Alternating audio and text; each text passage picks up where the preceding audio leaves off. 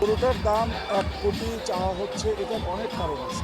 1 নম্বর কারণ হচ্ছে লেগে এই গরুটার 110 বছরের পেডিগ্রি আছে। কুরবানি উপলক্ষে কতগুলো ষাঁড় গরু আপনি প্রস্তুত করতেছেন? আমার এবার বোধহয় 250 রকম গরু হবে। 250।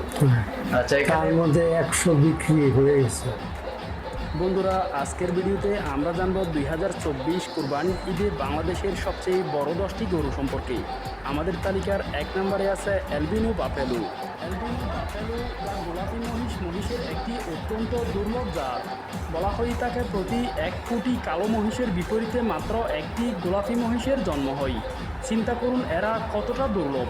তবে এদের সবচেয়ে বেশি দেখা যায় থাইল্যান্ডে। মেলালিন নামক এক ধরনের রঞ্জকের অসামঞ্জস্য উপস্থিতির কারণে এদের গায়ের রং সাদা বা গোলাপি হয়। রঙের এমন বৈচিত্র্যতা মহিষ ছাড়াও অন্য অনেক প্রাণী যেমন বাঘ, সিংহ, ময়ূর, সাপ এমনকি মানুষের মধ্যেও কদাচিৎ ঘটে থাকে। দেখতে সুন্দর এবং প্রাপ্যতার দিক থেকে খুবই দুর্লভ হওয়ায় এই জাতের মহিষ সবসময় মানুষের আগ্রহের কেন্দ্রবিন্দুতে থাকে।